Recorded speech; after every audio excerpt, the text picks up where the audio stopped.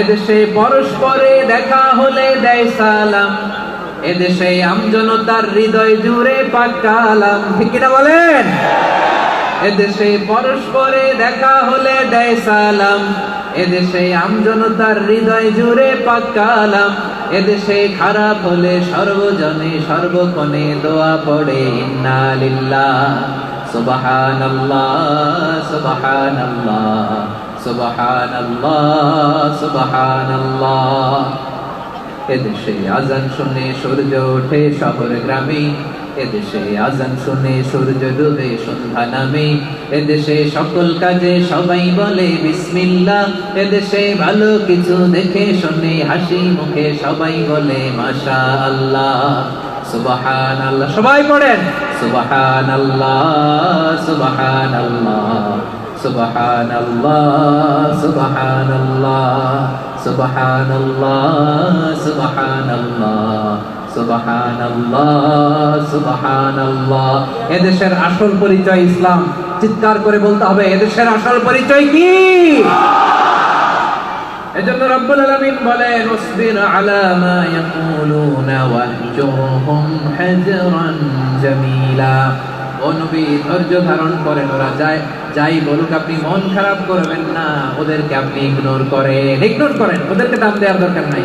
ধৈর্যই আমাদের শক্তি, ধৈর্যই আমাদের সম্বল। ঠিক কিনা? আমার প্রিয় ময়মনসিংহবাসী, ধৈর্য এমন একটা গাছ। আমার দিকে তাকান, খেয়াল করে শোনেন, জরুরি কথা। ধৈর্য এটা এমন একটা গাছ যে গাছের চারিদিকে কাটা, কিন্তু এই গাছের ফলটা বড় মিষ্টি। ধৈর্য এমন একটা গাছ যে গাছের চারিদিকে কাটা, কিন্তু এই গাছের ফল বড় মিষ্টি সুমিষ্ট। ধৈর্য যদি ধরতে পারেন, এর ফলাফল দিব কে? আমরা 16 বছর ধৈর্য ধরছি না? এই ফলাফল আমাদেরকে আরশের উপর থেকে দান করেছে কে? বিপদ আসবে, জুলুম আসবে, একটু ধৈর্য ধারণ করবেন। জেনেক্সে শিফট করো, লাইফকে লিফট করো, ফলাফল পেয়ে যাবেন। ঠিক কিনা বলেন? এজন্য আল্লাহ বলেন আস-সাবিরিনা ওয়াস-সাবিরাতি, ধৈর্যশীল বান্দা বান্দীদেরকে আমি বড় পছন্দ করি।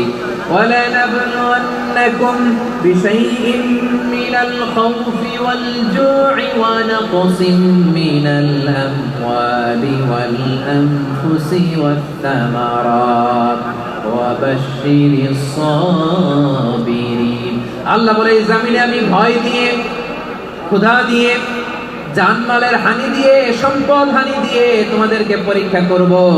এই পরীক্ষায় সফল হবে তারা ধৈর্য ধারণ করেছে যারা। ইন্নাল্লাহা মা'আস সাবিরিন, ধৈর্য ধারণকারীদের সাথে আল্লাহ আছে। ধৈর্য ধরতে হবে, ধৈর্য ধরতে হবে। ধৈর্য এমন গাছ যে গাছের চারিদিকে কাটা, ফলটা বড় মিষ্টি। বিশ্বনবী বলেন আজাবান লি আমরিল মুমিন আন্না আমরাহু কুল্লাহু লাহু খায়র ওয়া লাইসা যালিকা ইল্লা লিল মুমিন ফাইন আসাবাতহু সাররাউ শাকারা ফাকানা খায়রাল্লাহ ওয়া ইন আসাবাতহু দাররাউ সাবারা ফাকানা খায়রাল্লাহ। বিশ্বনবী বলেন এই যে ঈমানদারদের ব্যাপারটাই আলাদা। এটা ঈমানদার ছাড়া অন্য কেউ এই বরকত পায় না। কি বরকত? ফাইন আসাবাতহু সাররাউ শাকারা। ঈমানদাররা ভালো অবস্থায় থাকলে শুকরিয়া করে, এটা তার জন্য ভালো। শুকরিয়া করলে সওয়াব আছে না নাই? মুমিনরা বিপদে পড়লে ধৈর্য ধরে। আচ্ছা বলেন তো, ধৈর্য ধরলেও সওয়াব আছে না নাই? তাহলে সুখের সময় শুকর, দুঃখের সময় সবর, উইন উইন সিচুয়েশন। আমাদের সারা জীবনই এই দুই আমল আছে না নাই? হয় আমরা শুকর গুজার হই, নয় সবর করি। সুখের দিনে আমরা শুকর গুজার হই, বিপদের দিনে সবর ইখতিয়ার করি। তাহলে হয় শুকর নয় সবর। যখনই থাকি, যে অবস্থায় থাকি, আমাদের সওয়াব আছে না নাই?